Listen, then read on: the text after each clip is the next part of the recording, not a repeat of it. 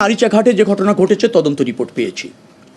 সেখানে ওই ড্রাইভার যিনি একটা স্টপ বাস, থেমে থাকা বাস, তিনি কী কারণে চলতে শুরু করলো, এবং আপনি দেখবেন যে ফেরিতে উঠার পরিবেশ হয়নি, ফেরি কিন্তু ঘাটে নেই।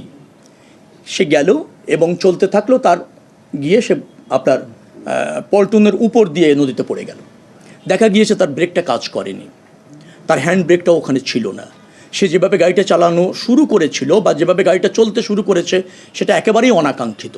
আর অনাকাঙ্ক্ষিত মানে ঘটনাই হলো দুর্ঘটনা, সেরকম একটা কিছু ঘটেছে। আমরা এবার যেটা করেছি সেটা হলো আমরা সিদ্ধান্ত নিয়েছি যে সমস্ত বাসের প্যাসেঞ্জারকে নেমে বাস ফেরিতে উঠবে। কিন্তু দেখা গেল যে অনেক অসুস্থ মানুষ থাকেন, অনেকের মালামাল থাকেন, সেটা রেখে সে নামতে চান না, বাচ্চারা থাকেন, কার্যকর করাটা একটু কঠিন, কিন্তু আমরা করছি। পাশাপাশি বাস ফেরিতে ওঠার আগে আমরা একটা ব্যারিকেড তৈরি করছি। ওই ফেরি বাস নেমে খালি না হওয়া পর্যন্ত এখান থেকে কোনো গাড়ি উঠতে যেতে পারবে না, ওই ব্যারিকেড ক্রস করতে পারবে না, সেটা আমরা নিশ্চিত করেছি।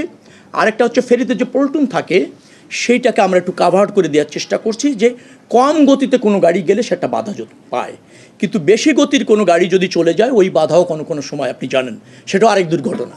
তো এইভাবে আমরা ম্যানেজ করার চেষ্টা করছি। সদরঘাটে যেটা ঘটেছিল সেটাও একেবারে আমাদের নজরদারিও ছিল।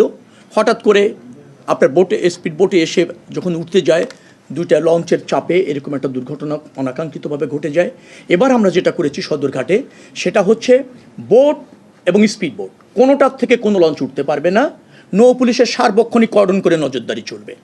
বোট এবং স্পিড বোটে কোনো যাত্রী যদি আসে সে পল্টনে নামতে পারবে এবং পল্টনে উঠতে পারবে, সেই জন্য আমরা ব্রিজ করে দিয়েছি নতুন করে।